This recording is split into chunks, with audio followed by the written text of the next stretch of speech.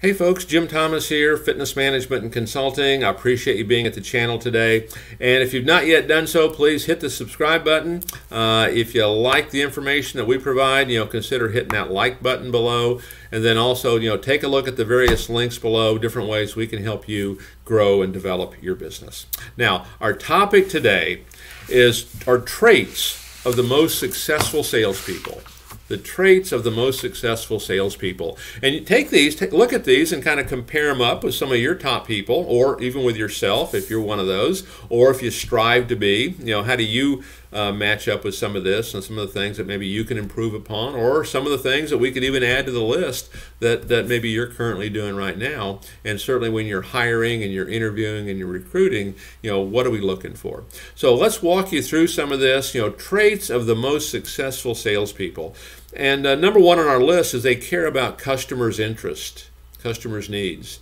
One of the big mistakes that salespeople make is, hey, they're great at giving a tour. Here's all of our equipment. Here's our free weights. Here's our selectorized. Here's our cardio. Here's our trainers.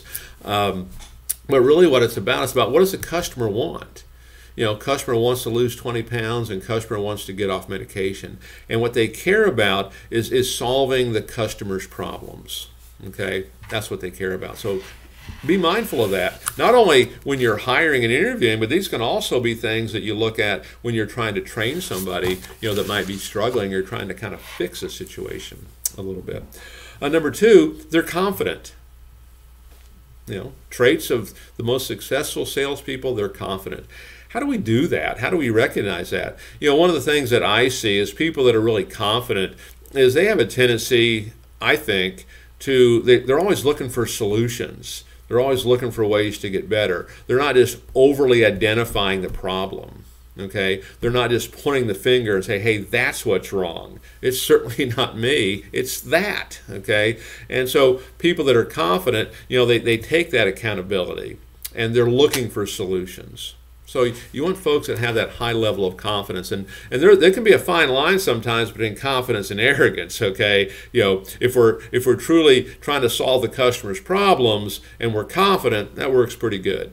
Okay, if we go to a different level where we're not really focused on customers' interest, it kind of goes off to something a little bit different. Number three, traits of the top salespeople: they're always on. They're always on, ready to go.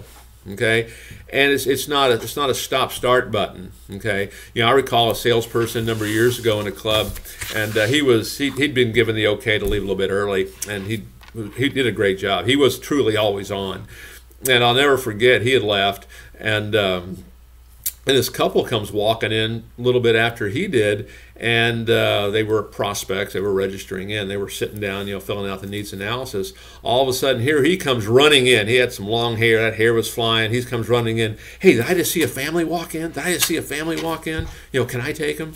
And, always on. And so whether you're the first one there in the morning, you're the last one there to leave. I remember, meeting a client up in New Hampshire one time, and, delay after delay on the plane, and we had a late dinner, which may have been midnight or thereabouts. And the young lady who was waiting on us, she was talking about how she had to work a double shift that day, and she was getting ready to get off, but you'd never have known it. I mean, talk about always on. She was on. She was as fresh, or at least she gave the appearance of being as fresh and as energetic right there with us as I would imagine that she would have done, first thing in the morning. So we're looking for someone who's always on. Number four, we want people that are subtle. We're not trying to get in people's face here. The American audience is, 60% of the American audience is overweight or obese. We're not trying to get in their face. We want to be subtle. And how can we help these folks, get the results that they're looking for? Number five, successful traits, or the traits of successful salespeople, they're resilient.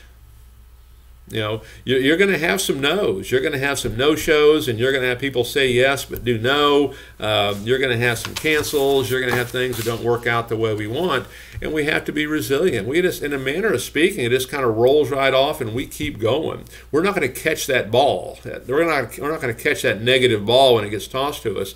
We're going to step aside, and we're going to keep going. We're going to stay resilient, regardless of what's going on around us. We need to be extroverted. And sometimes this I think gets misinterpreted a bit. We need to be extroverted. Sometimes introverts can be extroverted, in the sales process. They can be, uplifting and positive and outgoing and, and talking to folks. So they don't necessarily have to be an extrovert, in other things that they do in life, but certainly in this they do, because they're welcoming people and they're engaging with people. We just can't be someone who's going to sit over in the corner. Number 7 is we have to be a good listener.